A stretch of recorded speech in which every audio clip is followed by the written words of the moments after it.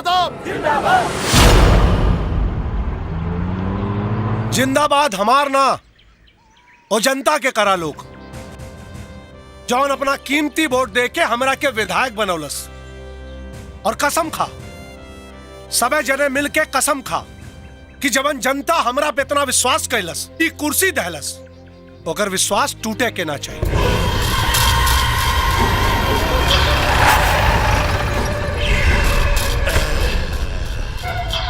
संग्राम हमार भाई हमार दोस्त है आज सीना से लगा के करेजा हमार गदगद हो गई है। अरे ठकुराइन कहाँ बाड़ू? अरे देखा क्या आइल बा? आवा बैठा बैठा। पर आज अचानक कैसे बिना बतौले? तू कहाँ बतौला? हम पता लगा ले ली। का ना बताओनी और का पता लगा लेला? अरे भाई ये कि प्रिया बिटिया अपन पढ़ाई पूरी करके आवतिया हाँ? आ गए नहीं हम आशीर्वाद देवे अपन बेटी के। हाँ भाई आशीर्वाद लेवे कहा हमरा बिटिया के बनेला काहे कि 10 साल बाद वापस आवतिया।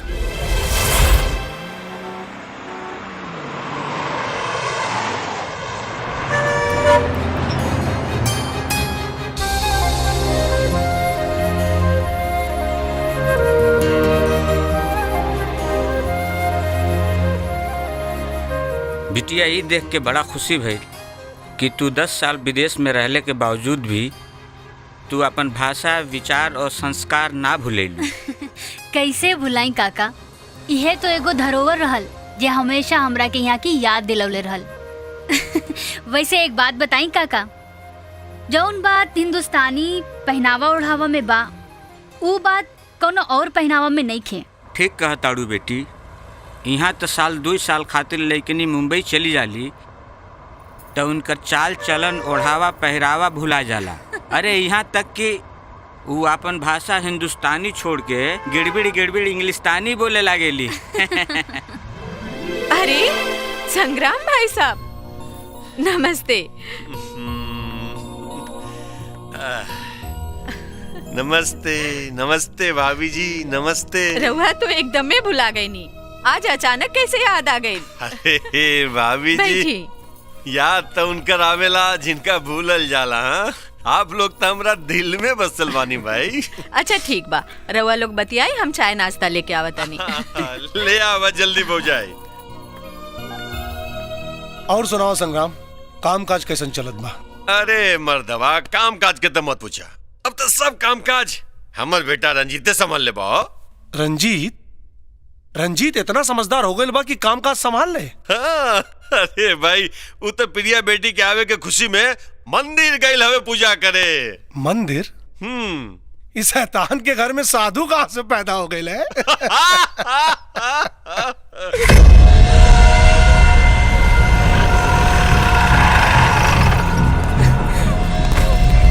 छोड़ हमरा के छोड़। नहीं छोड़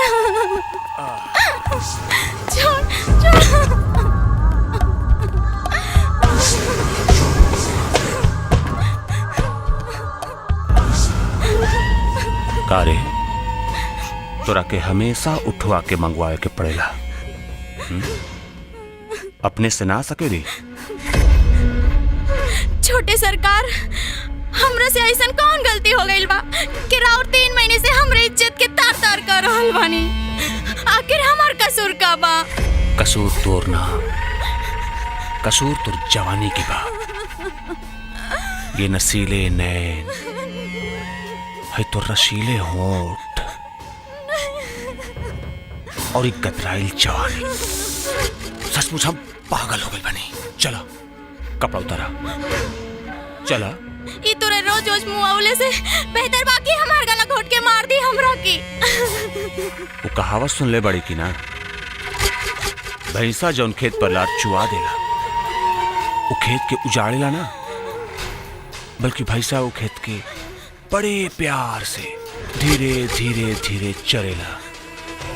चला चला कपड़ा उतारा, ना तो जनते पड़ो कि जब हम कपड़ा उतारिला तो कितना तकलीफ होला। ना मालिक हमरा के छोड़ दो। अरे छोड़ दे।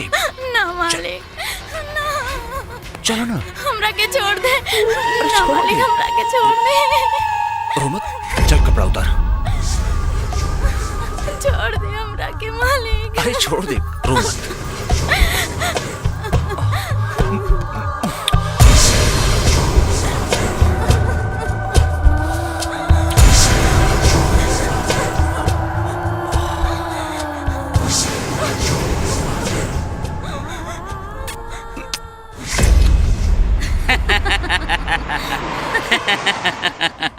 अच्छा चाचा, हाँ? एगो बात बताई। बोला।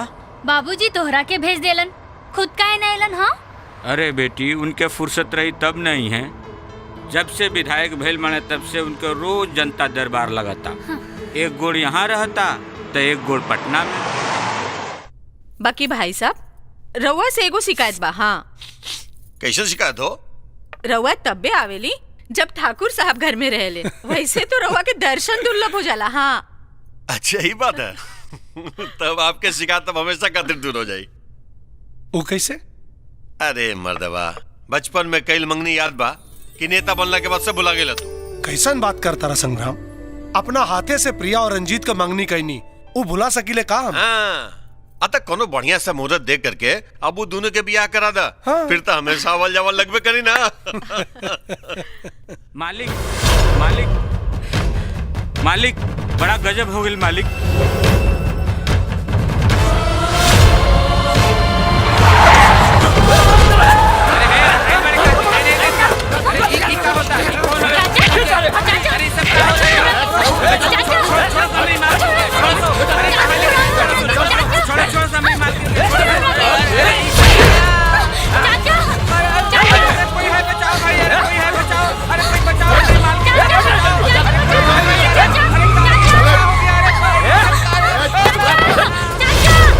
हे भगवान, ये का हो गई?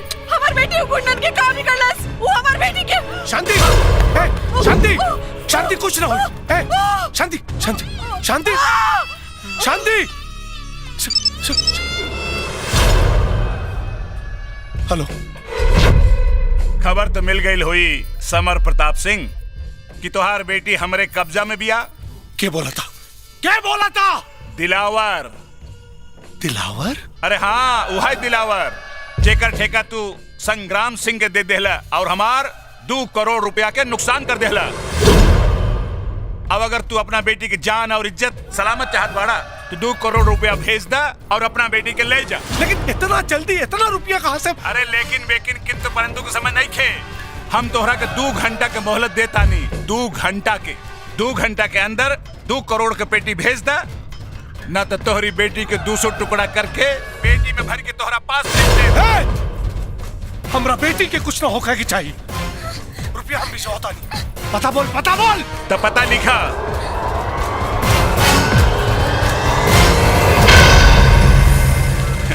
जब सीधी अंगुली घी ना निकले तो अंगुली टेढ़ी करे के पड़ेला। हे मगरुआ। जी मालिक। अरे जो कोनो नाचे वाली के बंदोबस्त कर। अरे 2 घंटा पास करे के बजो। अभी जात बानी मालिक। हाँ, जो जल्दी।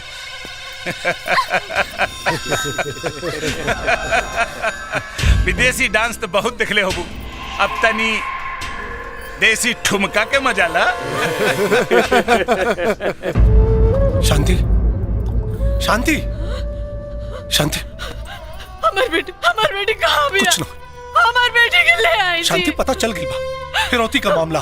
हम 2 करोड़ रुपया भेज के बेटी के अपने मंगवा लेके आए अपना बेटी। समर, कौनो पैसा वैसा ना दे ओकरा। तो खाली हरामी के पता बता दे हमरा। 2 करोड़ रुपया ना, 2 करोड़ गोली मारे वो हरामी के, और तब जाके प्रिया बेटी के लेके आई। ना, पागल मत बना। हमार बेटी ओकरा कब्जा में बा और बंदूक से निकले वाला गोली आपन पराया ना छीने ले। कैसे आई प्रिया बेटी? आई प्रिया। वो चूहन खातिर हमार एक बिल्ला काफी है। एक बिल्ला काफी है।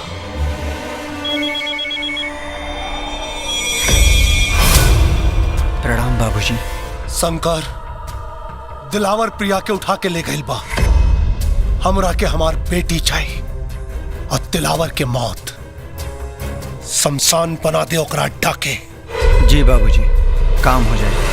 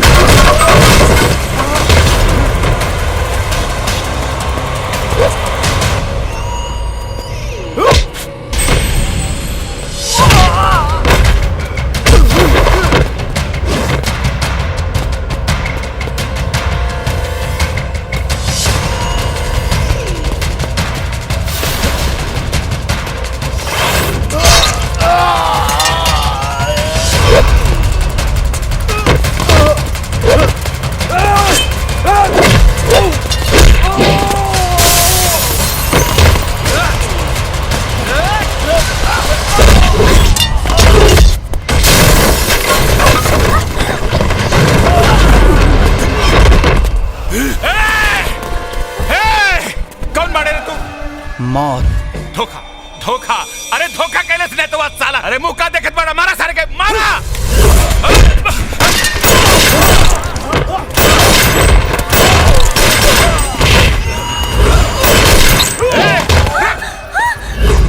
न तो लड़की के गटा ही रहते। फेंक, अरे फेंक रिवॉल्वर, फेंक।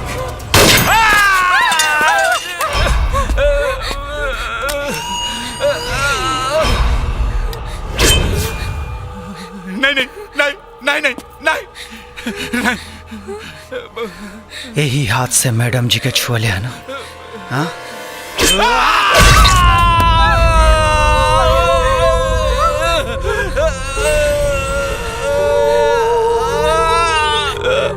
नहीं नहीं नहीं नहीं नहीं, तू हमरा के मत मारा, ले जा लड़की के, हमरा के पैसा ना चाहिए, ना चाहिए हमरा के पैसा। शंकर के सिर्फ एक आवाज सुनाई देला, बाबूजी की आवाज, और बाबूजी के आदेश बा तुहार मौत।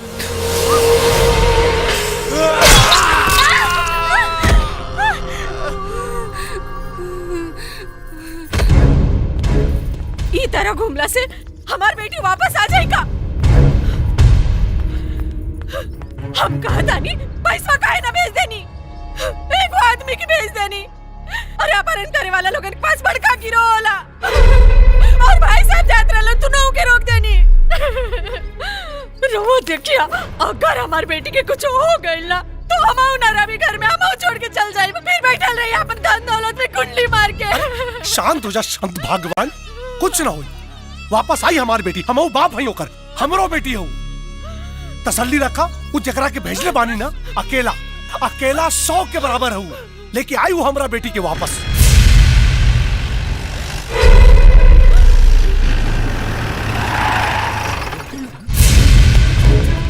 शांति, प्रिया, प्रिया, प्रिया, प्रिया, प्रिया बेटी, ये खून कैसे? कुछ नहीं माँ जी, थोड़ा सा खून खराबा देख के बेहोश हो गई बाड़ी। प्रिया, ए प्रिया, उठा बेटा, उठा। प्रिया, अरे नारायण, जी जाओ पानी लेके आओ। पानी लाओ। प्रणाम बाबूजी। प्रिया, उठ ना बेटा। बाबूजी, मैडम जी के कुछ नहीं खे भाई, बस थोड़ा सा बेहोश हो गई बाड़ी। प्रिया, हमरा के तोरा पे फक्र बा बेटा। प्रिया बेटे ली उठ ना। मलकिन, पानी ली। हाँ दे, उठा बेटा। प्रिया, आँख खोला बेटा।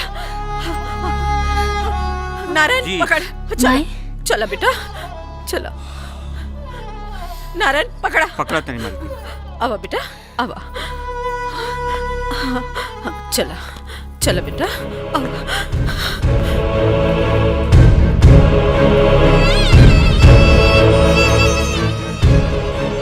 अच्छा बाबूजी, हम चलत तानी। ठीक बा बेटा। प्रणाम।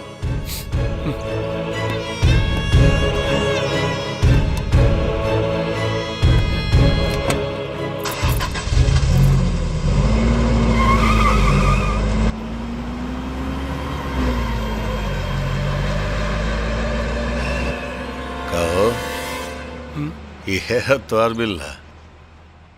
हमार पालतू कुत्ता हमरा कहले पे भौंकेला और हमरा ही कहले पे काटेला। और हाँ संग्राम, काम तो ऐसन करेला कि खून के निशान भी ना मिलेला।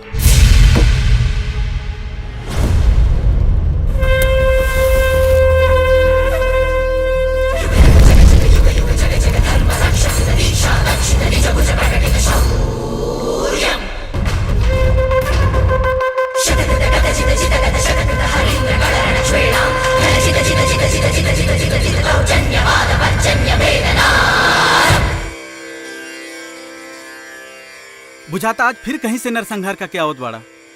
ये कैसन जिंदगी बना लड़े बड़ा शंकर, इंसान काटे वाला कसाई के। सोचा शंकर कुछ अपने जिंदगी के बारे में सोचा। गुल्लू, ये जिंदगी सोचे खातिर ना, बाबूजी के हुक्म माने खातिर मिलल बा। बाबूजी के हुक्म माने खातिर। केहू के हुक्म और एहसान तरे लाश के ढेर और खून के नदी ना बहावल जाला शंकर, बल्कि एहसान पूजा समझ के चुकावल जाला। और जहां बात पूजा किया जाला ना, वहां ये तरह पाप के काम ना कइल जाला। पाप कहा पुण्य कहा हमके कुछ याद नहीं खे। याद बात उस सिर्फ मासूम बचपन, ओला बरसावत उ बरसात और ठंड से किकुरत उ रात, भूख से सूखल अंतड़ी और प्यास से फाटली होठ। अगर बाबूजी ना रहते ना तो आज भी पड़ल रहती कोनो गली कूचे में। अगर बाबूजी तोहरा खातिर कुछ कइलन तो तू उनके खातिर बहुत कुछ कइला। नौकर बन के सेवा कइला, खून पसीना बहावला, जान हथेली पे लेके सैकड़ों बार बाबूजी के आज्ञा के पालन कइला। घर से लेके विधायकी के कुर्सी तक के रास्ता के कांटा साफ कइला। ये का है? ये एहसान ना है तो का है? एहसान का बदला एहसान होला शंकर, जिंदगी ना। अब अहिन भी वक्त बा, छोड़ दे खून खराबा और शादी ब्याह करके अपन घर बसा ले। शादी ब्याह और घर परिवार में हमरा कोनो दिलचस्पी नहीं है। काहे काहे तू मेहरारू न रख सकेला? मौगा बड़ा का? ब्याह ना कैले का मतलब केहू मौगा ना होला, बल्कि शादी ब्याह के बाद मेहरारू मर्दे के कमजोर नस बन जाले। मर्द बुजदिल हो जाला और हम बुजदिल ना हो सके। बुजदिल ना, बल्कि शरीफ और इज्जतदार हो जाला। अरे तू समझत काहे नहीं खे यार? अरे हमके नहीं खे समझे के यार। बाबूजी से गद्दारी के बदले हमके इज्जत और शराफत की जिंदगी ना चाहिए बस। ठीक बा जैसे तोहार बाबूजी ने चाहे वैसे ना चाह। प्रिया, प्रिया बिटिया, प्रिया। जी बाबूजी। रख दे आराम से, रख। ये सब कहा बाबूजी? तोहफा। कौना खुशी में? अरे तोरा विदेश से आइला की खुशी में। कुछ हमारा तरफ से बा, कुछ संग्राम की तरफ से, और हाँ ई खास तोहफा शंकर की तरफ से। शंकर? कौन शंकर बाबूजी? वो है जौन तोहर अपना जान बिखेल के जान बचौलो।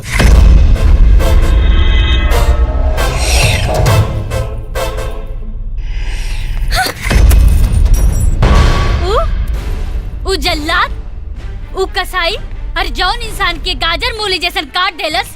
नफरत करेला इस आदमी से हम बाबूजी। ए बेटा, अगर उन्हान के गाजर मूली की तरह ना काटत ना तो उस साले तोरा के काट देते। कैसे काट देते बाबूजी? अरे उनकर मांग तो सिर्फ पैसा रहल। तब पैसा पेड़ पे ना उगेला, मेहनत करके कमाइल जाला। अरे बात की कौना गारंटी रहे हैं? कौना गारंटी रहे कि पैसा पाइला के बाद वो सब तोरा के छोड़ देते हैं? ए बेटा सुना, वो इंसान ना जानवर रहले सन, और जानवर के ही भाषा में समझावे के पड़ेला। समझावा अपना बिटिया के। बाबूजी। हाँ?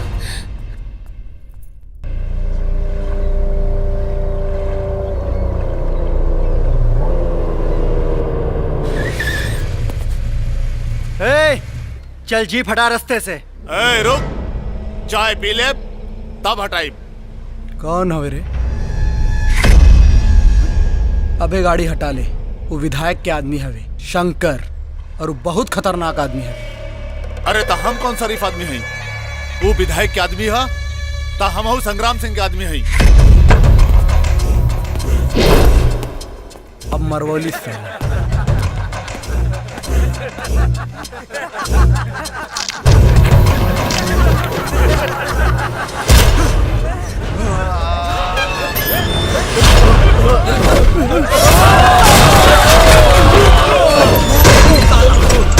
वाह भैया वाह वाह।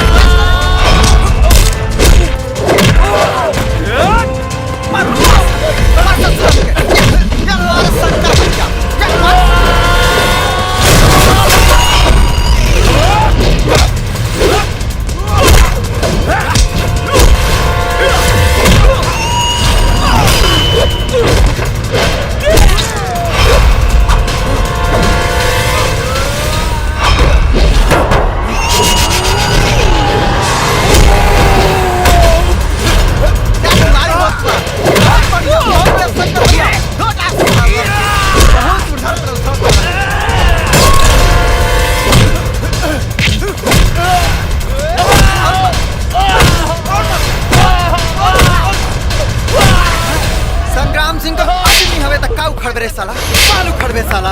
हे जाओ चुपचाप सुन। आज के बाद अगर हमारा रास्ता रोक ले तो नीचे से डंडा डाल। हाई जितना जनी तोरा साथे बालो सबके लेके जो। अबे कहले रही अबे आखिर तोड़वा दे लेना साले, बोलने वाली मत लग।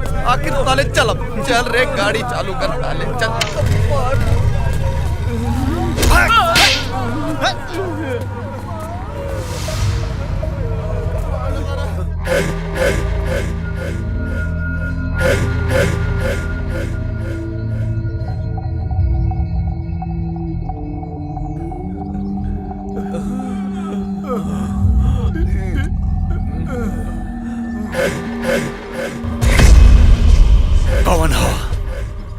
कौन हो साला गुस्ताख जौन अपन मौत के न्योता दे देलस?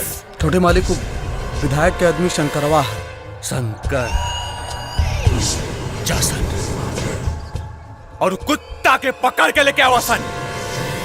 हमू तो देखी कि उस साले का पिछवाड़े में कितना दम बा। जासन रुक जाओ।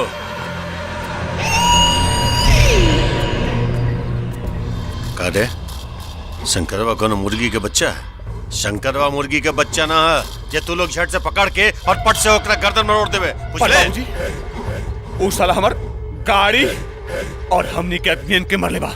उस साला कुत्ता काटनी पसली तोड़ के रहा। शांत हो जो रंजीत, ठंडा दिमाग से काम ले। देख ऐसा कोनो हरकत मत करती है जोना से तारा और प्रिया के रिश्ता में कोनो फर्क पड़े बेटा। लेकिन बेटा लेकिन ना जोना कले चुपचाप बात मान। अपन गुस्सा अपन जज्बात पे काबू और खास तौर पे बेटा अपन अय्याशी पे।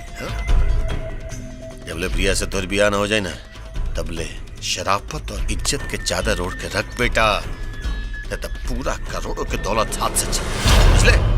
हम ठीक कर दानी बेटा, वो तोरा के रानी बना के रखी। हाँ बेटा भगवान के दिहल ओकरे पास सब कुछ बा। घर द्वार धन दौलत गाड़ी घोड़ा सब कुछ बा। माई जिंदगी के गाड़ी धन दौलत गाड़ी घोड़ा के बल पे ना बल्कि अच्छे जीवन साथी के बल पे चलेला। और वैसे भी जौन आदमी के हम जल्दी समझनी ना ओकरा साथे शादी के लिए हाँ कैसे कह दी। बाकी बेटा बिल्कुल सही कह दिया हमार बिटिया, बिल्कुल सही कहती है शांति। ई रउआ कहता नहीं प्रिया के अपना जीवन साथी चुने का पूरा अधिकार बा और ये अधिकार एकरा के मिला के चाहिए। जा बेटा रंजीत के अच्छी तरह देखभाल ला, जांच पर रख ला, फिर जवन तो हर दिल कहे ना हमरा के बता दिया। अगर तू हाँ कहबू तो हाँ हुई, और अगर ना कहबू तो ना हुई। सच बाबूजी? हाँ बेटी। थैंक यू वेरी मच बाबूजी। ई रवा कैसे अधिकार दे देनी प्रिया के? अगर वो मना कर दे तो का होई? शादी कैंसिल। हाँ, ये बिया ना हुई। और वादा के का होई जोन संग्राम भाई जी के संगे कैले बानी? ऐसा न भाग्यवान क्यों नेता कैसन जवन अपन वादा पूरा करे।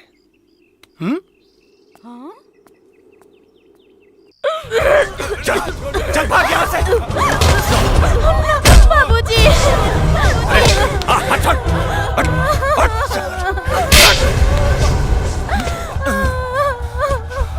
तारे साला थप्पड़ का आवाज सुनाई देला था ना जब तुर गाल पर पड़ा था। अगर हवा में हाथ चलाती तो आवाज सुनाई पड़त। ताली दोनों हाथ से बजेला। आग लग रहा तुर बेटी का बदन के अंदर और पानी डाल के शांत के लिए हम जवान भैल तुर बेटी का मर्जी से भैल। अब तुर बेटी अपन पेट फुला लेलस तो हम तो करी रे, हम तो करी। ना मालिक, ना मारी हमरे बाबूजी सरकार मुआ दे, लेकिन हमने बेटी के अपना ले। हाँ अपना ले। तो बेटी के अपना ले। हाँ।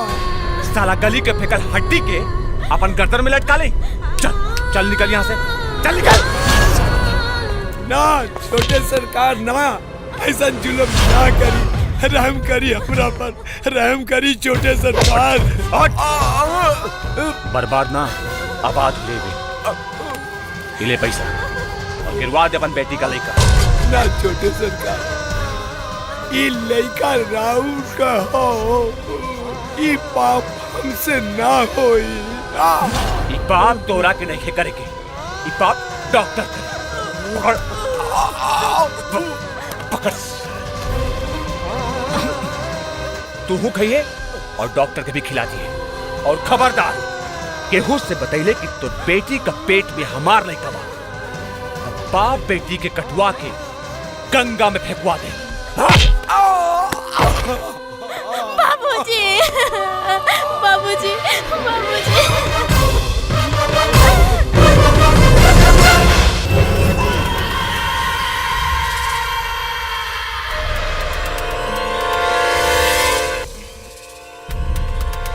सब गुड़ गोबर हो गई।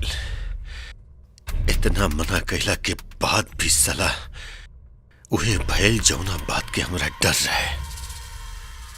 अरे साला अपन आदत से बाजी नहीं बतू। तारा सारा कुकरम ना ऊपरी अपना आंख से देख लेलस।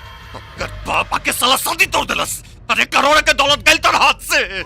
ऐसे कैसे चल जी बाबूजी, रउआ चिंता मत करी।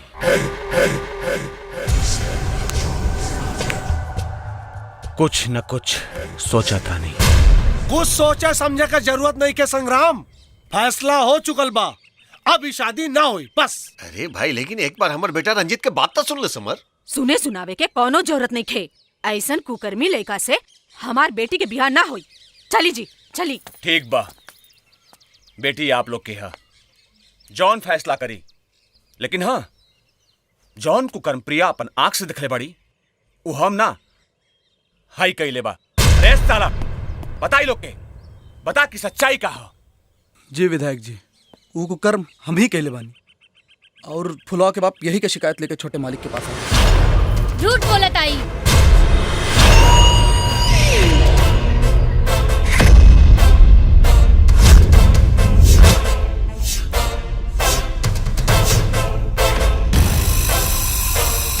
तब बतावा फुलवा कि ऊ कुकर्मी के हवे, हरिया या रंजीत?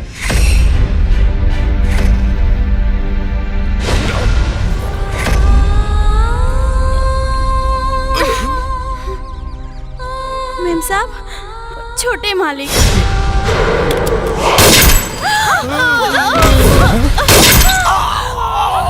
ए मंत्री, बाबूजी, जब हमारे सर पर खून सवार हो चला तब अपन बाप का भी नाश हो गया। बोल तो तुरंत खुंबाई उड़ा दी। नहीं, इज्जत से ब्याह करते, दुल्हन बना के ले जाए। अगर जबरदस्ती ले गई तो तुर बेटी के रखेल बना के रखा। अरे साला साला पगला के मारे करे बुजुर्ग आदमी बात तुझे बता रहा है। साले माफी मांग, माफी मांग। अरे माफी मांग समर बाबू से, मांग माफी, माफी मांग समर साहब से। अंकल अंकल हमारे को माफ कर दी। हम बोल रहे पापी बाटी, कुत्ता बाटी, कमीना बाटी, हमके मारी अंकल, अंकल हमके मारी मारी मारी मारी अंकल, हमके मार दी, गोली मार दी, गोली मार दी अंकल, हमके मारी ना अंकल, हमके गोली मारी। हट, शरीफ आदमी के हाथ में बंदूक दे बताड़े, पगला गिलवाड़े, कुछ वैसे आवाज नहीं किया। लाई समर बाबू।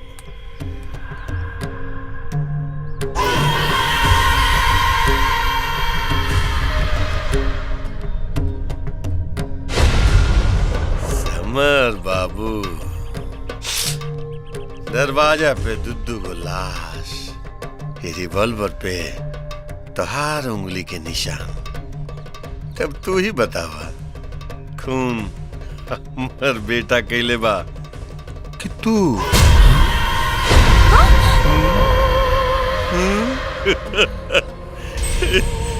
समर बाबू देखे, भला ये में बा कि हमर बेटा रंजीत के तो अपन बेटी प्रिया से ब्याह करा था। बात ऐसे कैसे तब जाए? हाँ, नहीं तो काल के अखबार में काम अखाई हेडलाइन छपी कि समर बाबू के घर से 2 लाश बरामद और समर बाबू खूनी। 2 दिन के बाद हम 6 का लेके आए ब्याह। चल रे बेटा।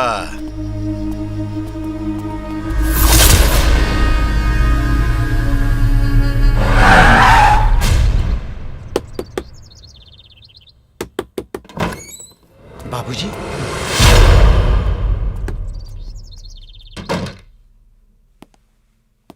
बाबूजी, आप अचानक से यहाँ?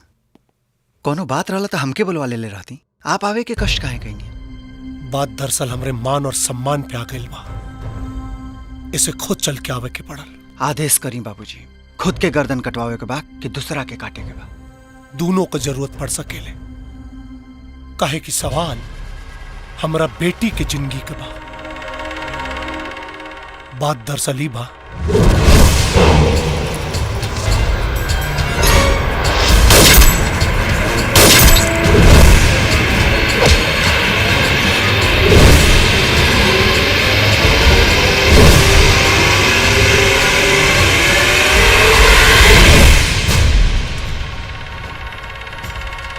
जब तक शंकर की जान में जान बा, मैडम जी का केहू बाल भी बांका ना कर सकेला। और अगर वो बाप बेटा मैडम जी की तरफ नजर उठा के भी देखले तो ओकरे घर में शादी के ना, उन्हन की लाश पे मातम के सहनाई भाई। हमरा के तोरा से यह उम्मीद रहे शंकर। लेकिन बाबूजी, हमन के यहाँ लइका रहे नहीं जा, मैडम जी हमन के साथ यहाँ। शंकर बेटा, हमरा के तोरा पे पूरा भरोसा। ठीक है, अच्छा चलती है। जी बाबूजी।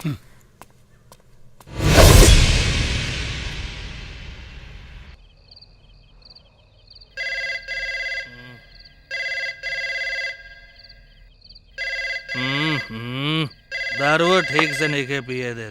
कौन सरवाए घरी फोन करा था? इंस्पेक्टर रंगीला, बड़े बड़े तुर्रम के पैंट कर देनी गीला। हम डीआईजी बोल रहे हैं। जय हिंद सर। हो जाए सर, कौनो परिंदा पर ना मारी सर। हाँ सर, पक्का हो जाए सर। जी सर, जय हिंद सर। अरे बाप रे बाप, जान बच गिल रे दादा। कहो देखला, इनकर तक खुदे पैंट हो गेल गीला।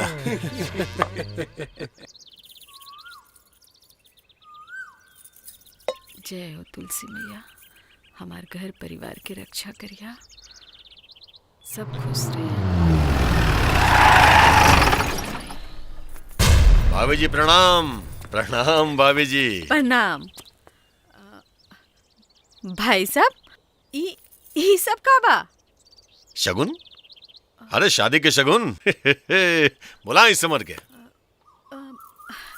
भाई साहब, बाकी वो तो पटना चल गईलन। पटना का है?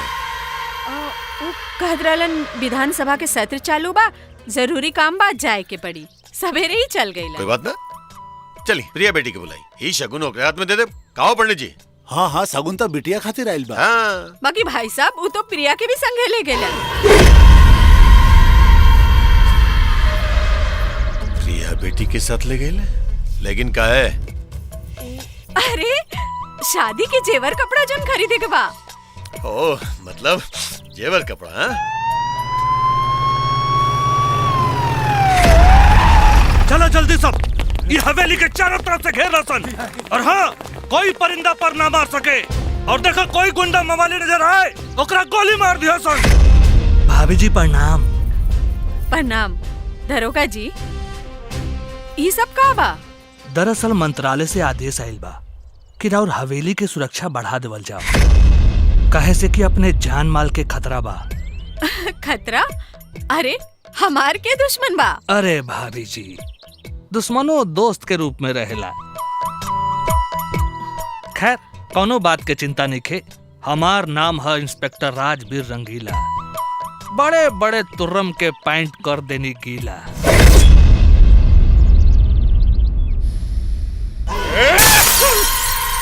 चल गए साला। अरे धोखा दे गई सालो, धोखा दे गई। अब हम छोड़म ना तो समझ बताओ। हमरा के तो मालूम रहे बाबूजी, हमरा के मालूम रहे कि ऊ साला दुमुहा साफ हा, लेकिन रउवे रोक देले, नहीं तो उदीने साला के ठोक देले रहती और ओकर बिटिया के घसीट के लेके आई रहती।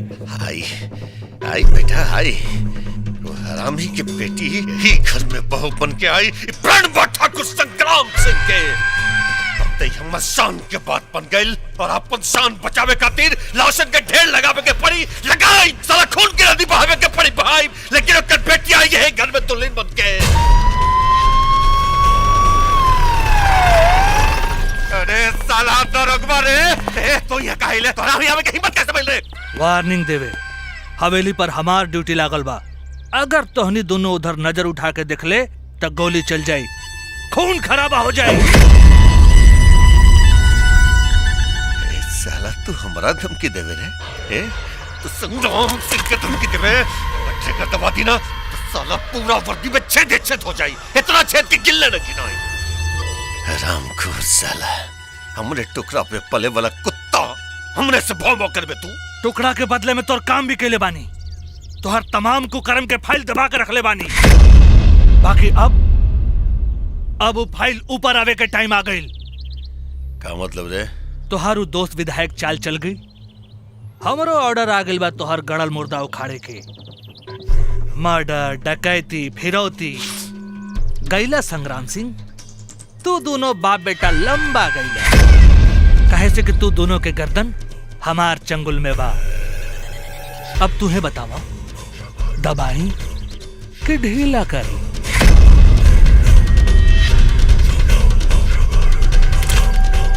जितना मुंह खुलवे उतना मिल जाए रे। ई भइल काम के बाद। और हाँ, एगो पते के बात बतावा तनी। तोहार दोस्त विधायक अकेले पटना गइल बा, ओकर बेटियों हवेली में नइखे। पता लगावा, ढूंढा ओकरा के। अच्छा हम ढूंढी, हम ही पता लगाई तो तू का ओल चोथवा? ओल ना चोथब, हमहू पता लगाई आ तू दोनों भी पता लगावा, ठीक बा? साला हरामखोर दरोगा। रंजीत। जी बाबूजी। देखो विधायक की बेटिया कोना बिल में भी है। हाँ ये बिल हा, मुर्गी के दरबा। यहाँ तो हम एक पल ना रुकब और एक जानवर के साथ तो बिल्कुल ना। मैडम जी, यहाँ जानवर ना इंसान रहेले। अच्छा, तू अपने आप के इंसान समझत बाड़ा। अरे तू ता जानवर से भी गैल गुजरल बाड़ा। यहाँ तो पता ना कैसन कैसन बास आवता। हमार तो दम घुटत बा, हिजा दम घुटत बा।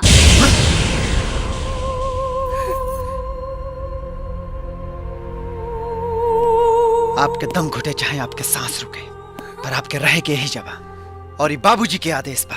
आदेश माय फुट। अगर हमरा के मालूम रहत के हमरा के ई मुर्गी खाना में रहे के बा त हम बाबूजी के आदेश कबो न मनले रहती। हम यहाँ ना रहब और हम आपके यहाँ से जाए ना दे। अच्छा, तू रुकबा हमरा के?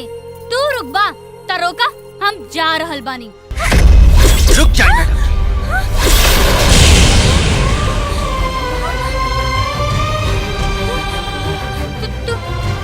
तू हमरा के मरबा? हाँ? हमरा के मरबा तू?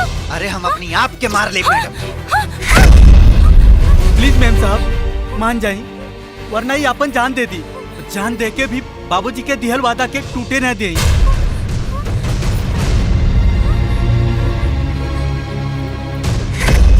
ठीक बा, लेकिन हमके हमार जरूरत के हर चीज चाहिए, काहे से हम अपन सगरो सामान घरे भूल गइल बानी। बिल्कुल मिली। एगो कागज पे अपने जरूरत के सामान लिख दी, हम अबे ले आवत बानी। ठीक बा।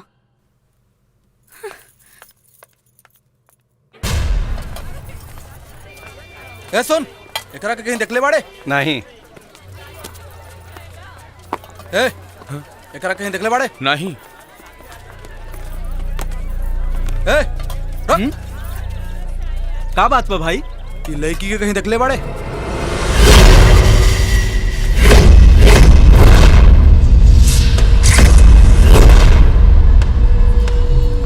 हमरा के ना, एकरा के कहीं देखले बाड़े? हाँ तो बड़ी सुंदर बनी हो कि हई? अरे साला, हम तोहरा से पूछे तानी तो उल्टा हमसे पूछे ताड़े। जब नहीं के मालूम तो सीधे बोल ना, नहीं के मालूम। टाइम वेस्ट काहे करता रे? चल चाय पियल जाए, ओके बाद देखल जाए। ए काका, ए सुनात नहीं के का? तू ठो चाय भेज। भेजे तानी। हई पर्ची में लिखल सामान दहो। अरे ई तो शहरी लेकिन के सामान बा। का करबे गुलुआ ई कुल? काहे हमारे घरे सारी लड़की ना आ सकल इनका। तू अपन काम करा, दाम ले, आम खा, गुटली मत गिना, जल्दी सामान दे। ठीक बा ठीक बा ठीक बा।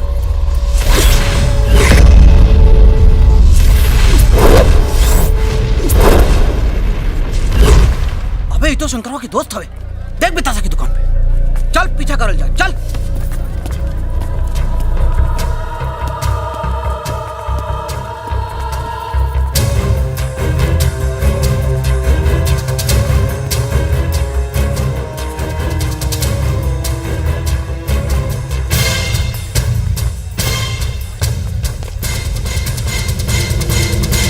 हरिया भाई चकमा दे गई। लेकिन ए बात के पता चल गई शंकर के अड्डा ये एरिया में बा।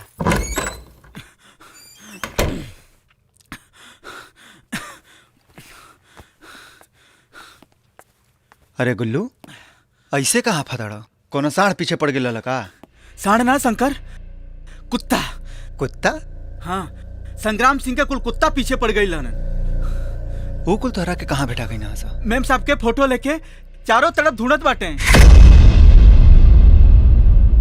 एकर मतलब वो यहाँ भी आ सके ना सा। गुल्लू, ऐसे पहले कुल यहाँ हुआ सा, हमन के जगह खाली करे के पड़ी। ठीक बा। जा मैडम जी से कहा अपन सामान बांध ले। सही बा। आज ही जगह खाली करे। ठीक बा ठीक बा। मैम साहब अपन सामान सब पैक कर लें, जगह खाली करे के बा। काहे? कुछ गुंडन के डर से? वैसे तो बड़ा सूरमा बनेले। हाँ, 100 पे अकेले भारी पड़ेले। अब का डरा गईले? जाके पूछा। ठीक। मैम साहब पूछत बानी, डेरात काहे बाने? हम डेरात नहीं खे गुल्लू, यहाँ तो जे आई वो अपनी जान से जाई। बाकी बार बार खून देख के उहे बेहोश हो जाली, जो कह दे उनसे। ठीक बा। मैम साहब खून देख के आप बेहोश हो जाली? खून देख के ना, एगो कसाई और जानवर देख के। जो जाके बोल दो। मैम साहब एगो कसाई के देख के बेहोश हो जाली। गुल्लू, ए समय मैम साहब एगो जानवर है, एगो कसाईये की छत्र छाया में बाड़ी। जाके बोल दे उनसे। अरे बस करी लोगन, जाके बोल जाके बोल। हाँ, हम कौन धोबी के कुत्ता है का? चल फैसला तो हम लोगन, जाता रही हम अपन काम करे। छोटे मालिक आ गए। कारे हरिया, कुछ पता चलल? कुछ नहीं छोटे मालिक। जैसन की तू बतौले रहले कि शंकरवा का दोस्त लड़की का सामान खरीदे बाजार में आई रहे। एकर मतलब लड़की शंकरवा का साथे भी आ। गली गली चप्पा चप्पा छान मारा सन। पता लगते ही हमरा के खबर कर। आई मैम साहब खाना खा ली, ना तो ठंडा हो जाई। ली शंकर भैया, तुहन लोगन खा ली, हम बाद में खा लेब। आज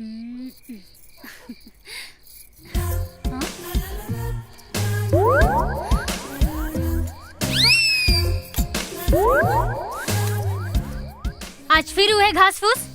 ई जानवरन के खाना है या आदमी के? आदमी के, और हमनी के इहे खानी जा। हम ई घास फूस ना मटन चिकन खाई ले। लेकिन हम तो शाकाहारी हैं, मटन चिकन ना बनावे आवेला। अगर ना बनावे आवेला तो लेके जाओ ई खाना। ई कुल हम ना खाए।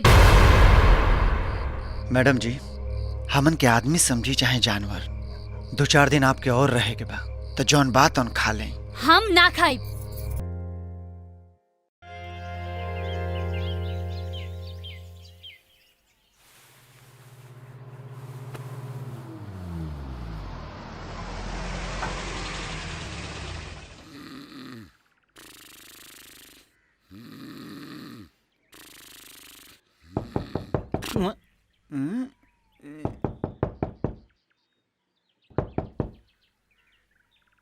पता नहीं कौन सवेरे सवेरे आ गए।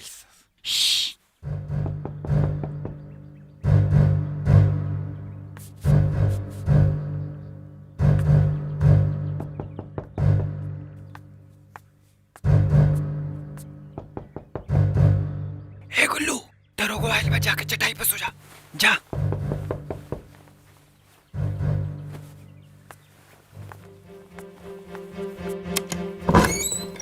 अरे दरोगा जी, आप इतना सवेरे सवेरे? सब ठीक बा ना? मेम साहब के बुलाओ। मेम साहब? अरे अबे हमार ब्याह शादी भइल नहीं है तो मेम साहब के कहाँ से बुलाई? हाँ? अरे हम तो हार ना, हाँ। विधायक जी के बेटी प्रिया मेम साहब के बात कर रहल बानी। ले फिर से मजाक। अरे वो यहाँ का करिए दादा? बाकी हमरा पक्का खबर मिलल बा कि वो एहजे बाड़ी। तब तो ही जान लें कि आपके संगे के वो बहुत बड़ मजाक कर दिले बा। अब आपे सोचें कि महल का रानी यहाँ कहाँ हमन के नौकर चाकर के बीच में रही है। ऊ के सुतल बा? अब हम कहब तो आपके यकीन तो होई ना। आई खुदे देख लें के सुतल बा। आई देखी। ए, अरे सुता दे शंकर। हाँ? अरे दरोगा जी, आप का नाम बा तोहर? गुल्लू। उल्लू? उल्लू ना साहब, गुल्लू गुल्लू। ते प्रिया मैम साहब के देखले है? हम कहाँ से देखब साहब? कहाँ वो महल के रानी, हम कुतिया कहानी। कहाँ वो घूमलिन जहाज से, हम तरसी लेना आज। बुझाता ठकुराइन हमरा से झूठ बोलले बड़ी। अरे दरोगा जी, हम तो आपसे पहले ही कहले रहनी कि केहू मजाक कैले बा आपके साथ है। ठीक बा, हम चलता नहीं। अच्छा जयराम जी की।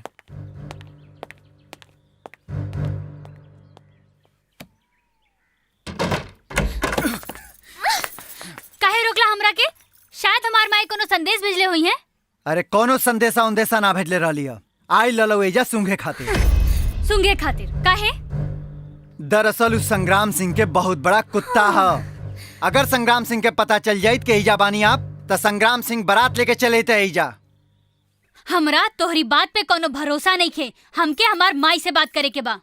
बात पे भरोसा नहीं खे तो ली कल ही अपनी माई से बात। हाँ।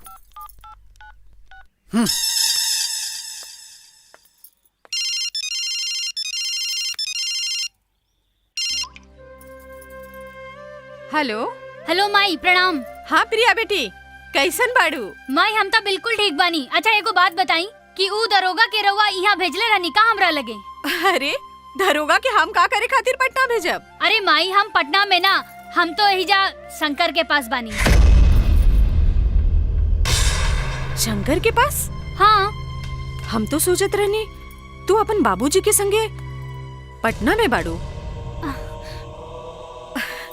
अच्छा अच्छा, ठीक बा बेटा। तोहर बाबूजी जे कहले हुई है सोच समझ के कहले हुई है, तोहरे खातिर अच्छा कहले हुई है। बेटा तू शंकर के बात मनिया और अपन ख्याल रखिया। ठीक बा माई। हाँ? हो गल विश्वास कि हम सच कहत रहनी है? दरअसल बाबूजी जन बायां हाथ से करे ना, दाहिना हाथ के पता ना लागे देना कि का कहना है। सॉरी।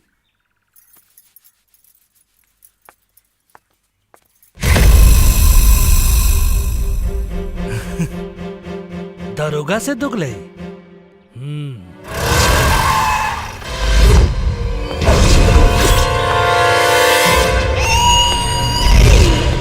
अरे प्रणाम संग्राम बाबू, हम अंदर ढूंढत बानी, रहुआ एजा बैठल बानी। दरोगा आओ बैठले, बिस्किट खाओ भाई। तोरे चेहरा के रंगत और चाल डाल देख के ते लगा था कि कोनो बहुत बड़का जंग जीत ले तू। अरे का बाबूजी तू ना, अरे इसे पैसा इठे का तरीका है।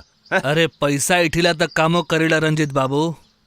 हम पता लगा के आवतानी कि प्रिया शंकरवा के घर में नहीं खे।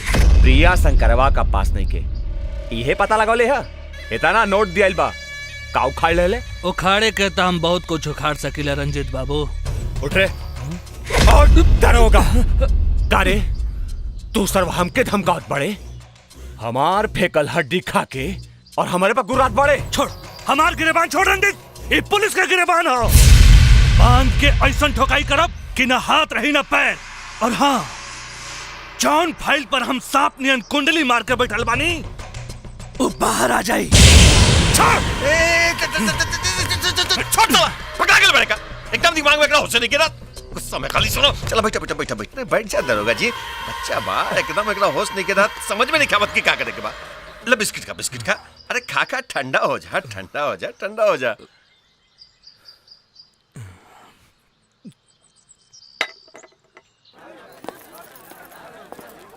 हरिया भाई, 2 दिन हो गल फील्डिंग लगावार, शंकरवा ना लोकल। लौकी जरूर लौकी, ओकर दोस्तों लौकी और शंकर के अड्डा कहाँ बना उहो पता चली। आखिर बकरा के माई कब तक खैर मनाई?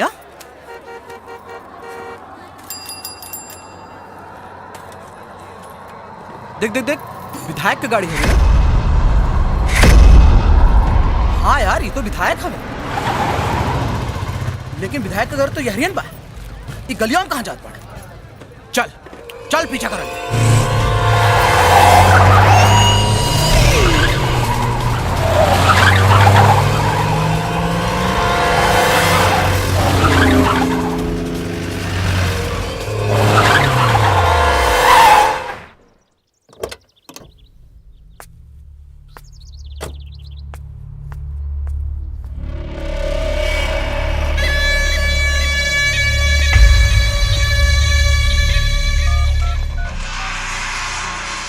भैया जी, शंकरवा के अड्डा पता चल गई।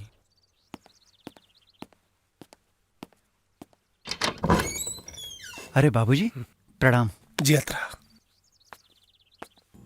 बाबूजी बाबूजी कैसन बानी बाबूजी? हम ठीक बानी, तू? का बाबूजी हमरा के कहाँ छोड़ के चल गई निहा? इ मुर्गी के दरबा में। बेटा कुछ जरूरी इंतजाम करे करे। अब हो गई ना, हमरा के यहाँ से लेके चली। वैसे भी हमार तो यहाँ दमे घुटता। बस बेटा 1-2 दिन, बस 1-2 दिन के बाद बा। पहले वो बाप बेटा के जेल भिजवा दी, ओकरे बाद तू आजाद पढ़ो, जहां मन करे घुमा। हमार बच्चा।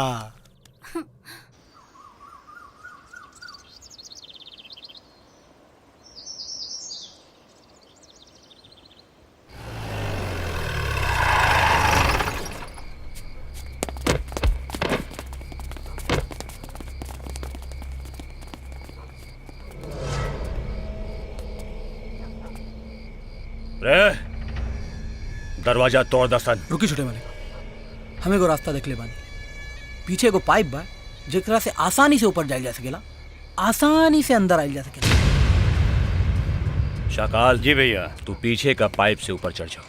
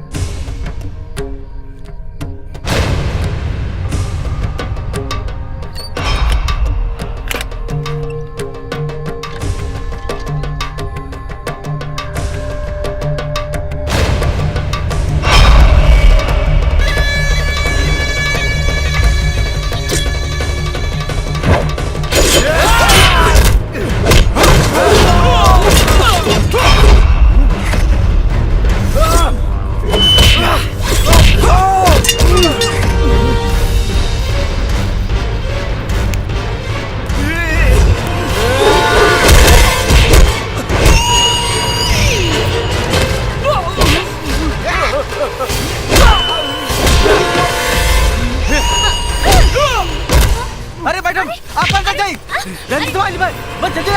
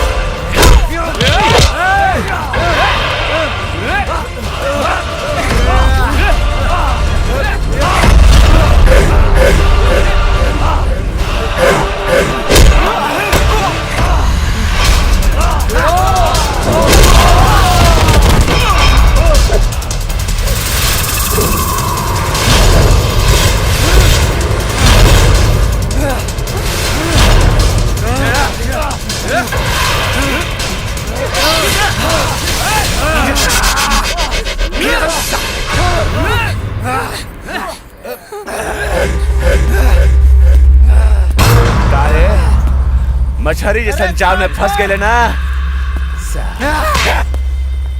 अगर मैडम जी के छू देले तो काट दे साले तोरा के।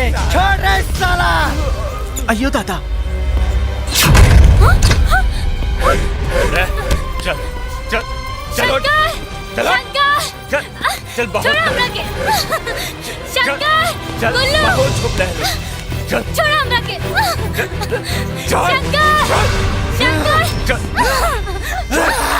ढेर बात रंजीर कहाँ था? जे एक बार आ जरा ना बस ना पावेला।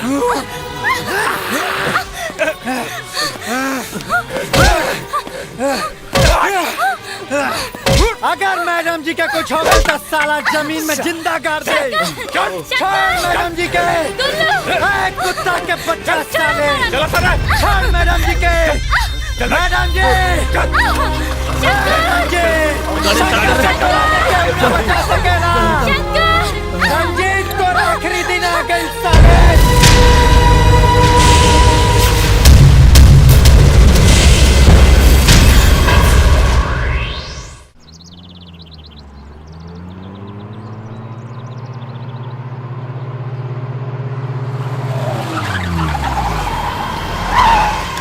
रुकी रुकी के चेक करा।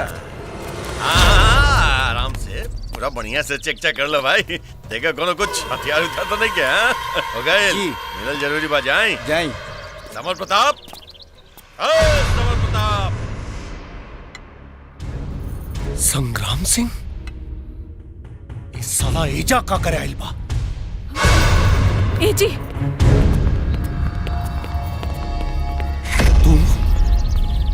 तो हिम्मत कैसे पड़ल यहाँ आवे के?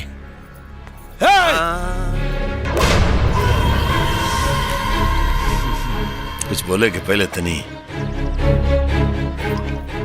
अपना आंखी से देख ले।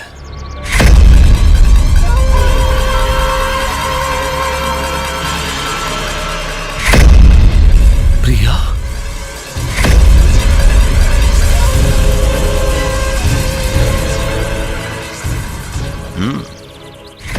हमार कब्जे में बिया उठा के ले आइल हमार बेटा। हमार बिल्ला तुहार शेर के चूहा बना देलस। तोर बेटा का सेखी था मबहिया निकारम संग्राम। होशियारी ना समर होशियारी ना। मंडप सजल बा वहाँ चल के चुपचाप कन्यादान कर देना। वहाँ तुहार बेटी की ढोली की जगह आरती उठ जाए। हाँ भाभी जी आई आई आई आई बैठी। ठीक से तू लोग ख्याल रखिया। ख्याल रखिया। हम जल्दी आओ तानी। ठीक बा। हाँ आई बैठी भाभी जी बैठी आराम से आराम से।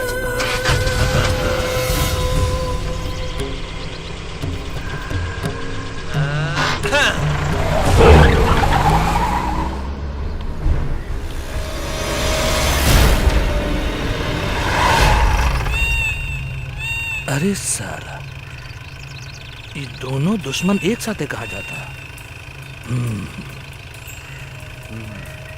जरूर दाल में कुछ काला बा। देखल जाओ। ओम नमो भगवते वासुदेवाय, ओम नमो भगवते वासुदेवाय। रंजीत बाबू, कन्या के बुलाई। रे प्रिया के लेके आवासन। वो अभी तैयार नहीं खे मालिक, कैसे बोलाई?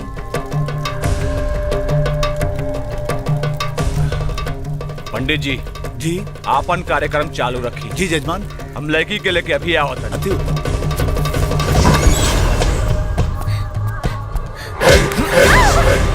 कारे तैयार काहे ना फैली?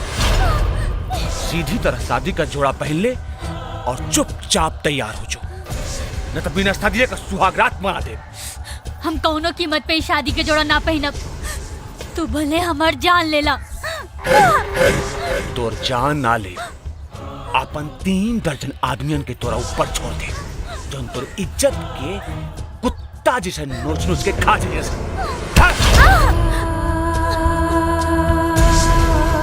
5 मिनट, सिर्फ 5 मिनट का मौका दे दानी।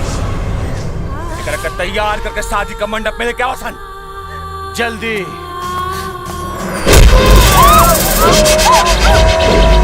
शंकर, शंकर। मैडम जी, ये क्या करता?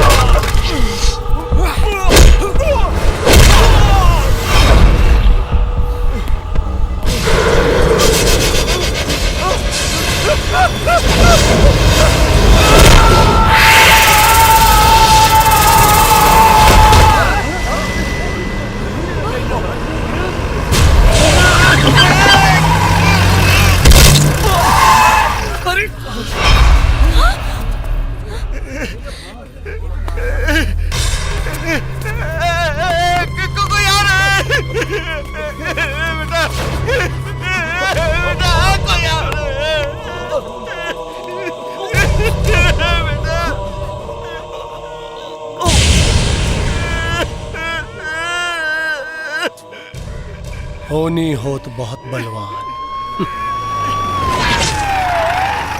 ए हटा हटा, चला हटा हटा देख हटा।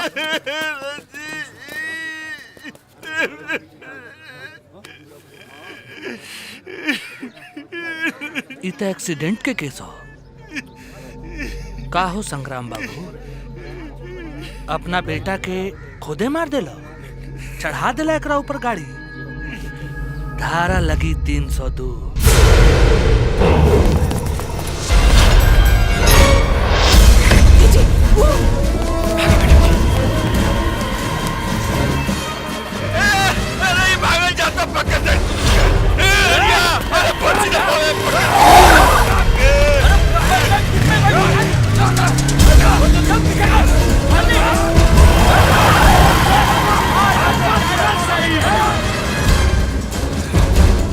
ले गए हमार शेर बचा के। चला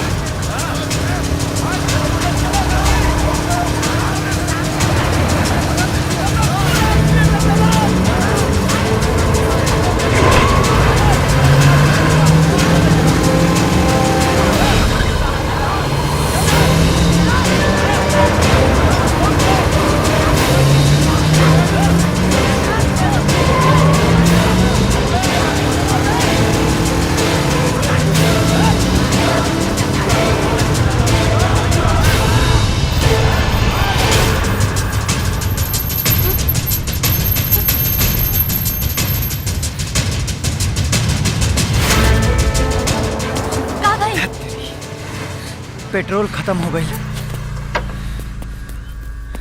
भागी मैडम जी, भागी।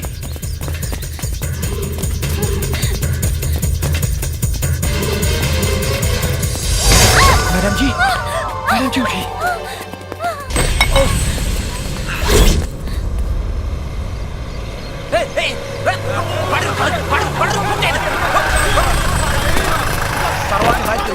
वो सरवा ही कहीं चला चला और आ जा और आ जा और आ जा मुड़ा।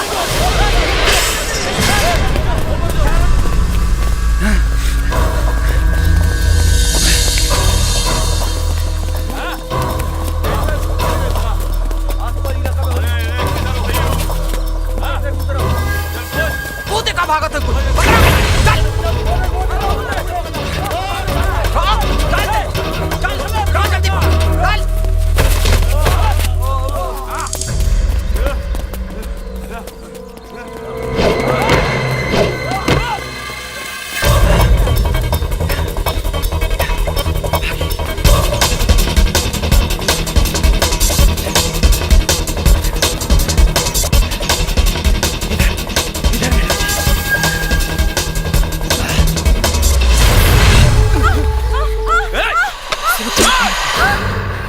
हमारी मैडम जी के जान के खतरा बा। गुंडा पीछे लागल बाना सा। गुंडा सर छुपावे के जगह दे दी।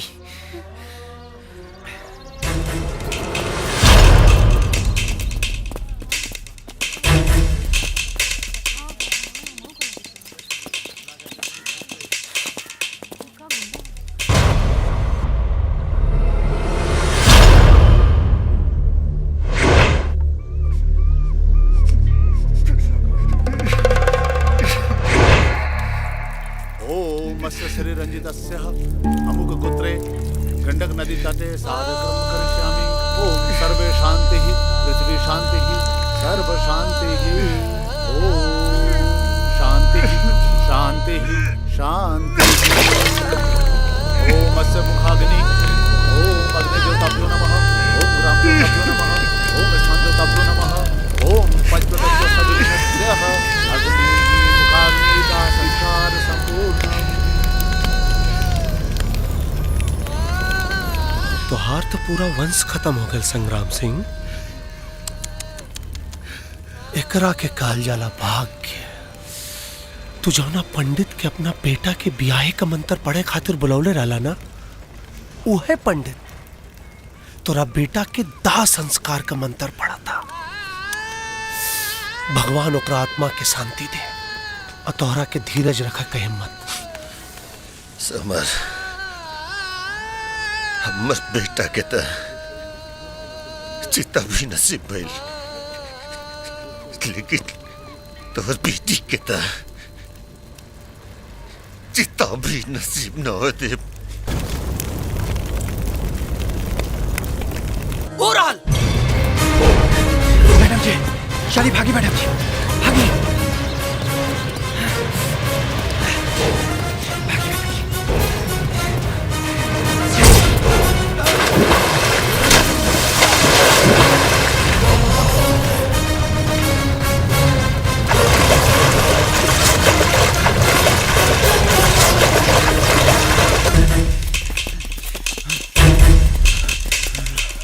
लगा था कुलहीन जंगल में घेरला, जंगल के चारों तरफ से। चलो कुलहीन, चल चल।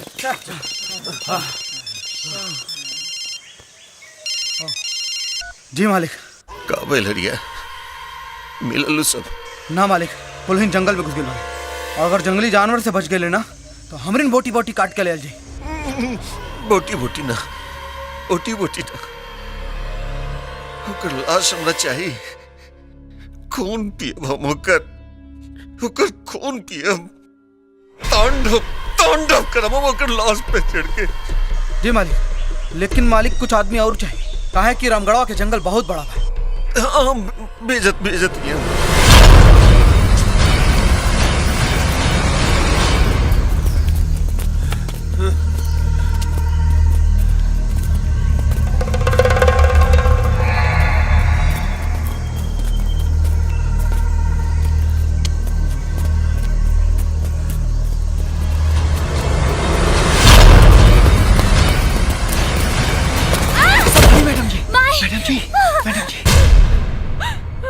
पता ना हमार बेटी कहाँ और कौन हाल में हुई। ये सब ना रहुए की वजह से भइल बा। अगर हमार बेटी के कुछ भइल ना तो रहुआ के कबो माफ ना करब। हाँ, अरे फोन उठाओ शंकरवा, फोन काहे नहीं के उठावत? अरे कहाँ फोन उठाओ। तो का जरूरत रहे वादा कैले और तोड़ लेके बोली। 20 बेर समझौनी कि अपन राजनीति घर के बाहर रखी, बाकी रहुआ ना मननी। अब फंस गए हमार बेटी रहुआ के राजनीति के जाल में। अरे शांत रहा देवी, शांत हो जा, चुप रहा, कुछ ना हुई। एक तो साला शंकरवा फोन नहीं के उठावा, ऊपर से तू दिमाग खराब कैले बाड़ू। कुछ ना हुई, भरोसा रखा हमरा पे, तो हर बेटी के कुछ ना हुई। ए दरोगा सुन, ए संग्राम सिंह के गुंडा हमरा बिटिया के पीछे लगल बाड़े। अगर हमरा बेटी के कुछ भइल न साले तो ओकरा साथे साथे तोरो उल्टी गिनती शुरू कर दे। इंस्पेक्टर रंगीला, हम करब तोर पैंट गीला। अरे कैसन बात करत तनी विधायक जी, सवेरा होके दी पूरा पुलिस फोर्स ओकरा पीछे लगा दे। ओकरो से ना मिली ता आर्मी फोर्स लगा दे। अब अरे जवन करत बने कर, लेकिन बिटिया चाहिए हमरा के। रहुआ लोगन के बड़ बोली अपन पास रखी, हमरा के ना चाहिए।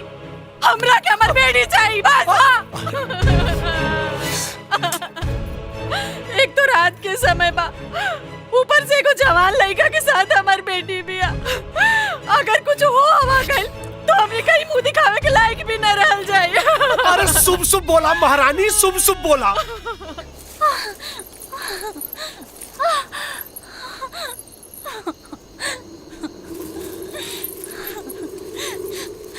क्या कर बड़ा? मैडम जी, हमके गलत मत समझे, जवन करत आनी हमके करे दी मैडम जी। यही हुई है, ढूंढा ढूंढा चारों तरफ से, यही कहीं हुई है। आखिर कहाँ जा सकेले? थोड़ा सा हिम्मत रखें मैडम जी, अब इन्हें ठीक हो जाएगी।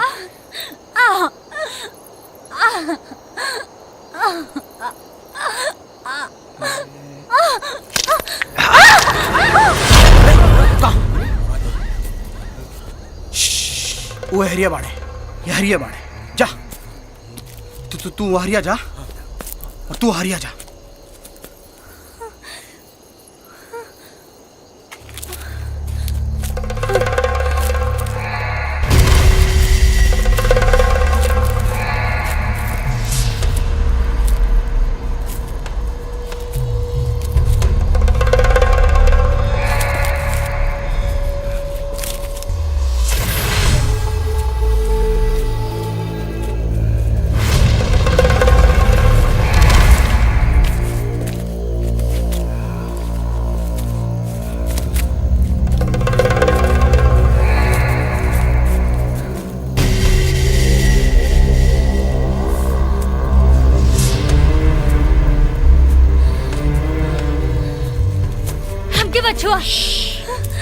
मैडम जी हम जौन भी करत नहीं आपकी भलाई खातिर करत। वो देखी संग्राम सिंह के आदमी।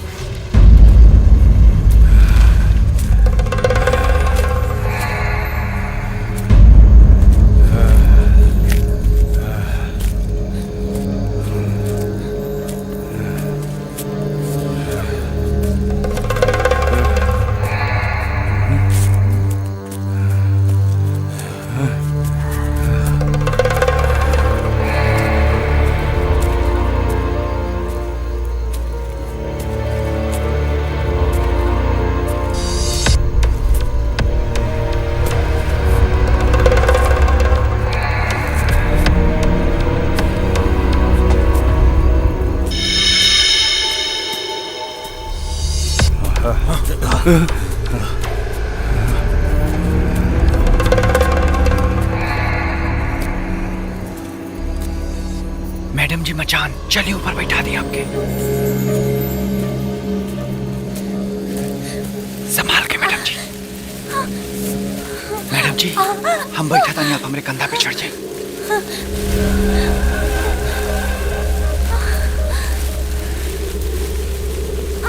संभाल के मैडम जी, संभाल के।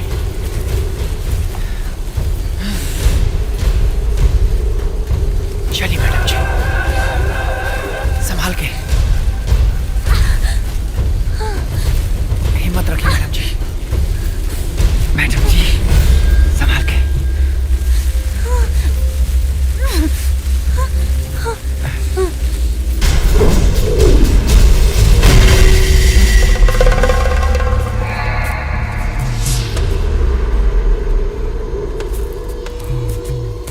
तुम्हारी जा और तुम्हारी जा जा।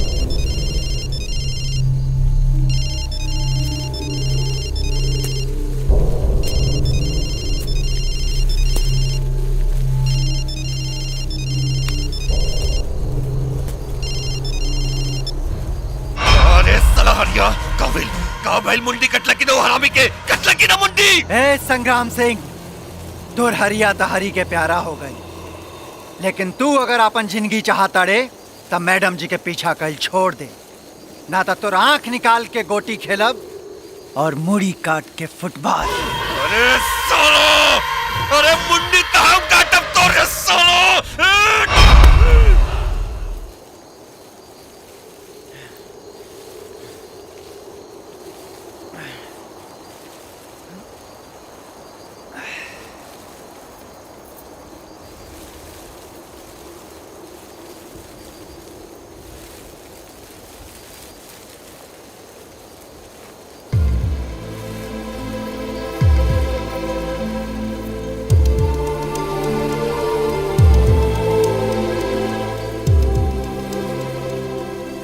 मैडम जी, आप ऊपर ही सुत रहे हैं, हम जाके नीचे सुत जाता नहीं। रहुआ बिल्कुल मत घबराई मैडम जी, सवेर होते हम आपके ले जाके बाबूजी के पास छोड़ दे।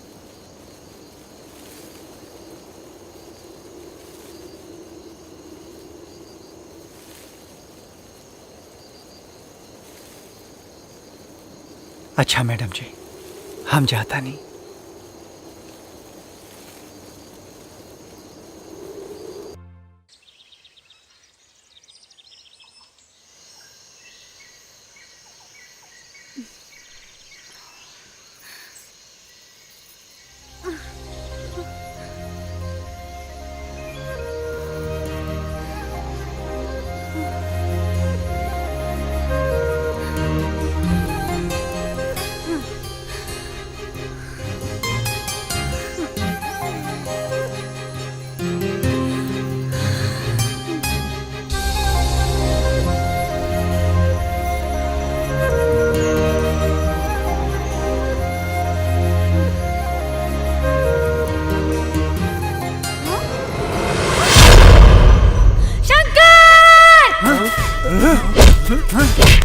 अरे शंकर, ई का करत बड़ा?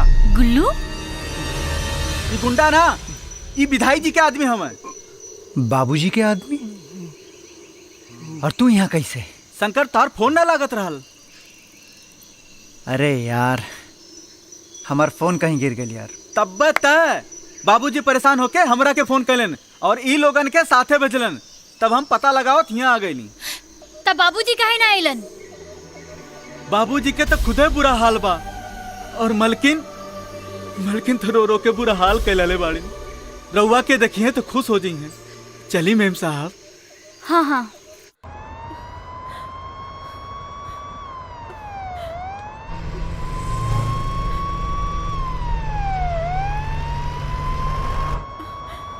ए जी, फोनवा करी ना।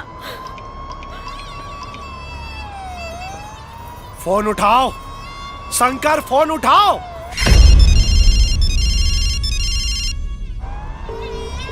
पता ना कहां फेंक डाला फोन आप उठाता नहीं के।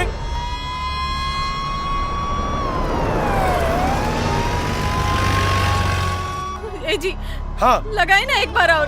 अरे लगावत तो बाड़ी पर, जब उठाता नहीं के तो क्या करिए हम? चलिए एक बार और लगाई। अरे तय चलो भाई।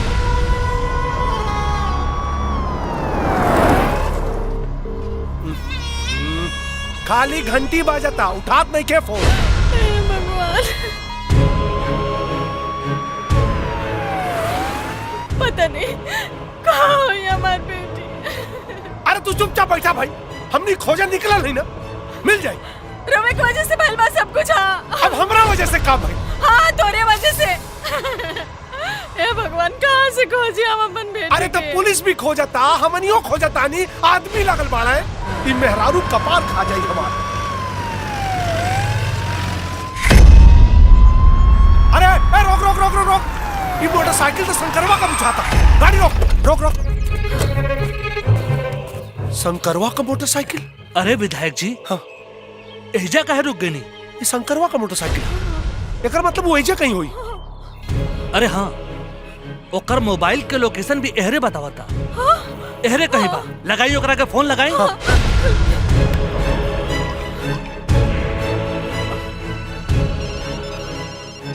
यहाँ से घंटी का आवाज आवता। आओ चलिए।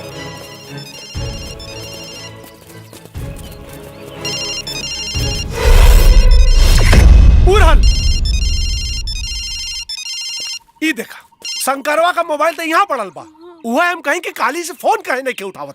और एक हमारी मेहरारू है कि चाव चाव कहीं के कपार खा गल समार। तो हमरा के का मालूम रे कि फोन यहाँ बा? हमरा के तो हमारी बेटी चाहिए बस। अरे शांत रहो महारानी, हम तोहरे बेटिया के खोजे आइल बानी। ए चुपचाप विधायक रहा। जी, हाँ। विधायक जी, जब मोबाइल एहजा बा त शंकरवा मेम साहब के लेके एहरे कहीं हुई। वाह, का समझदारी का बात कहला भाई। हमरा के लौंडा बुझता रे। अरे इतना तो हमहू के समझ में आवता कि जब मोबाइल एजा मिलला तो वो दोनों एजा हुई हैं, लेकिन कहाँ दरोगा कहाँ?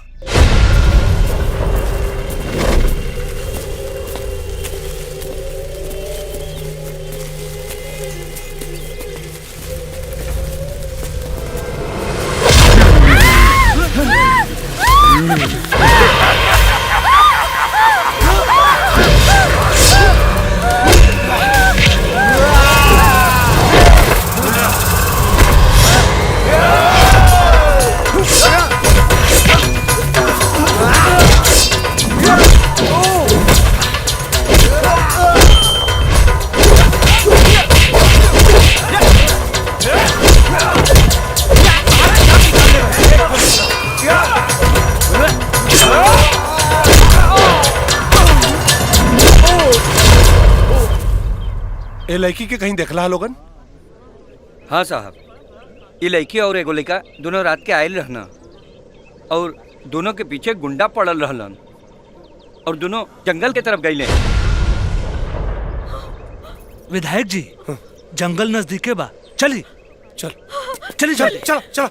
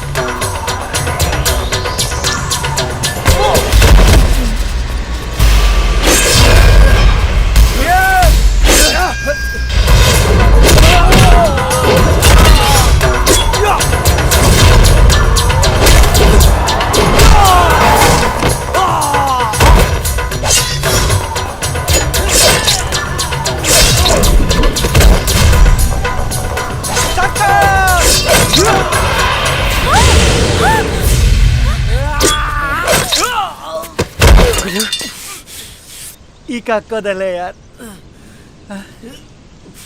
बोला शंकर, शंकर, हमार तो हर जिंदगी के साथ यही तकरार। ना गुल्लू, ऐसा मत कह यार। गुल्लू, ख्याल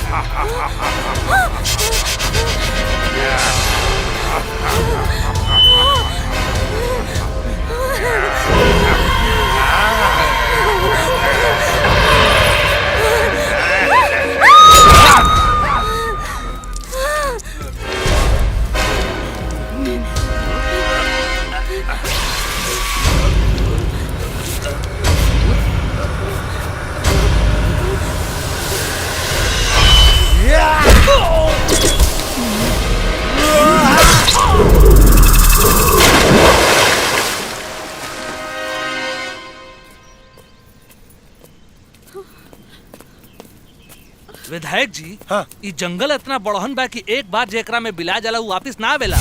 चुप! ते हमनी के साथ दे आइल बाड़े के डरवावे रे। चुपचाप चल के प्रिया के और शंकरवा के खोजे में मदद कर और तू तनी कलेजा मजबूत करा अपन। जी जी। ए, चला सब घेर ला पूरा जंगल।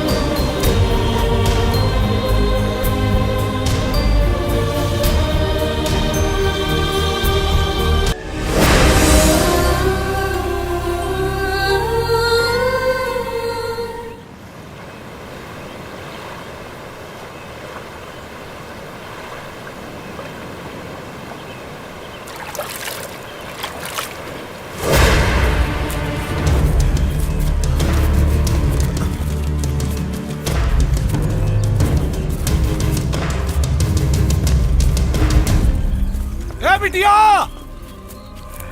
शंकर, प्रिया, प्रिया।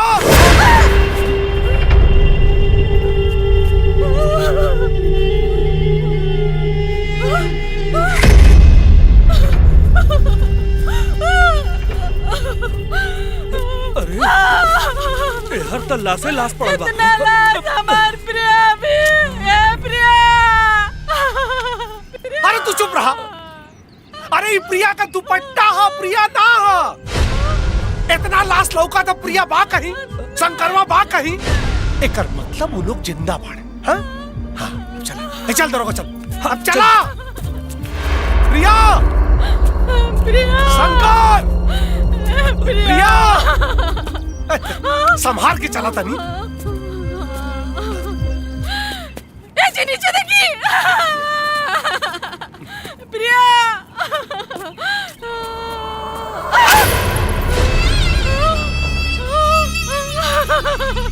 ए जी प्रिया के पायल। अरे हम नहीं मेहरारू से परेशान है यार।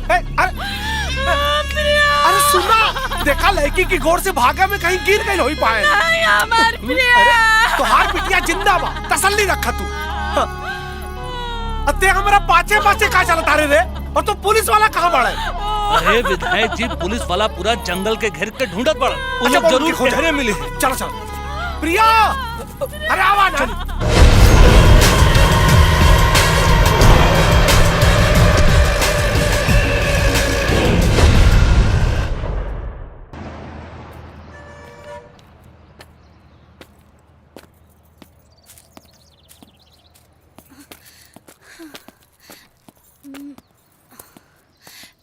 शंकर, शंकर, रुक जा शंकर। का बात बा मैडम जी? हमरा तोरा से कुछ कहे के बा। का कहल चाहतनी? कहीं हमके तोहरा से प्यार हो गइल बा। का?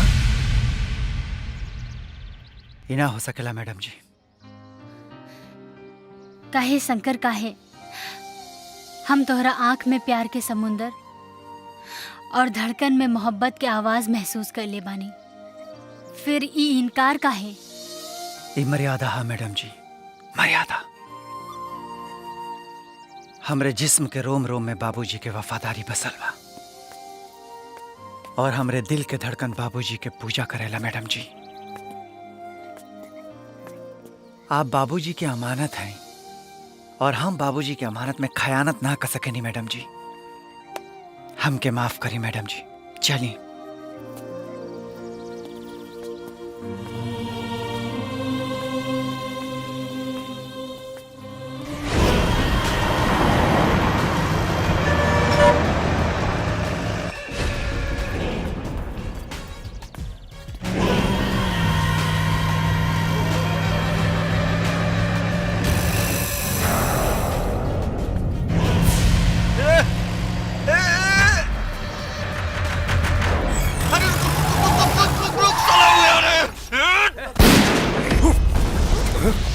गोली की आवाज कहां से आई? मैडम जी चली भागी मैडम जी, संभाल के। ओए ओए सर, चलो सर, चलो सर, चल।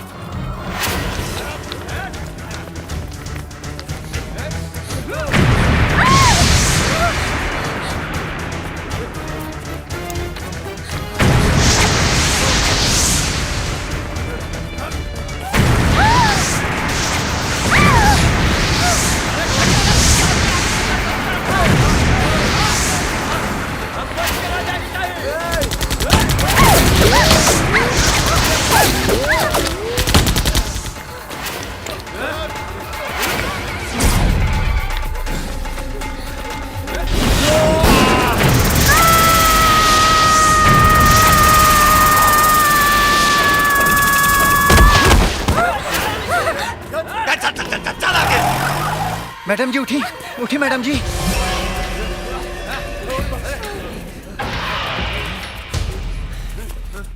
कहाँ गए? भागी मैडम जी।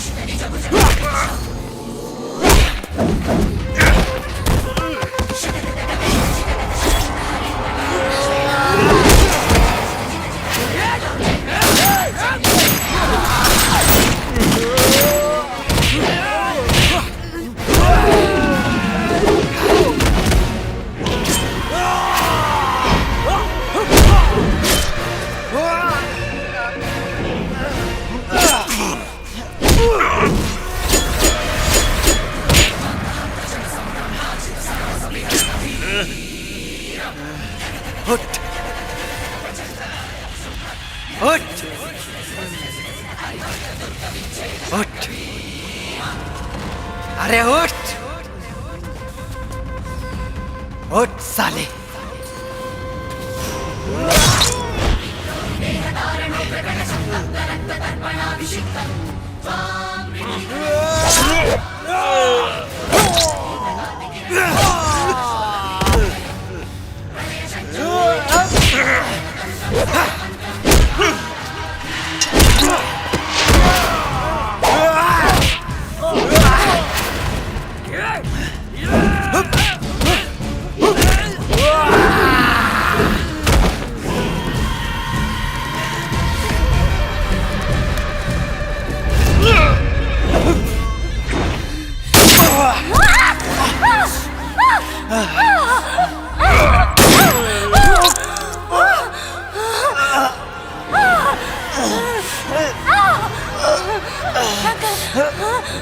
मैडम जी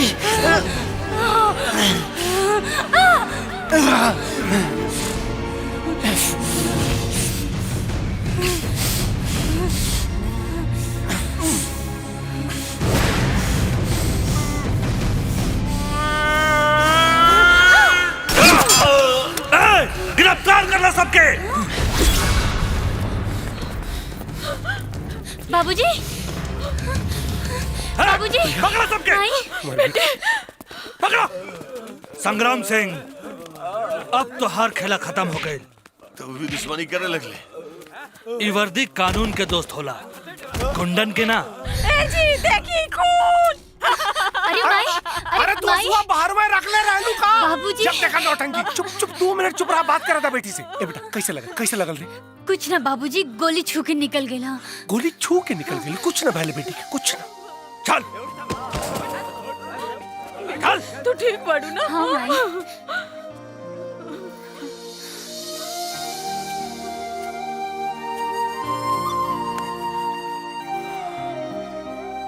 शाबाश बेटा।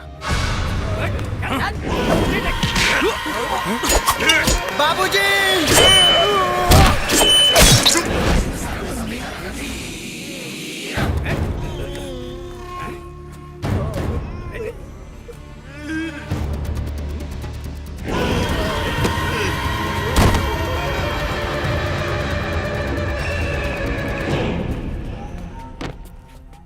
मर गई साला, जैसन करनी वैसन भरनी।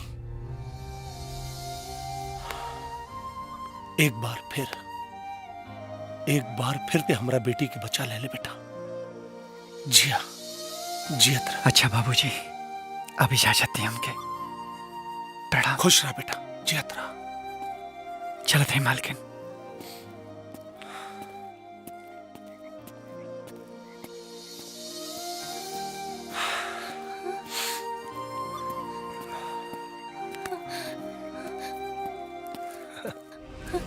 बाबूजी शंकर के रोक ली। काहे बेटी? काहे की माई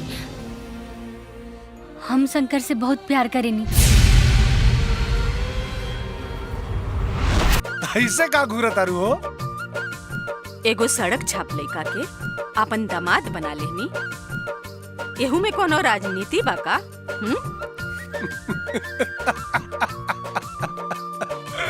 ना ना टकराइन, एमे कौनो राजनीति ना बा। हाँ, ये एक पिता के समझदारी बा। देखा, हमनी के बिटिया के इतना प्यार करे वाला, अपना जान पे खेल कर ओकर रक्षा करे वाला पति दोसर कहाँ मिलत?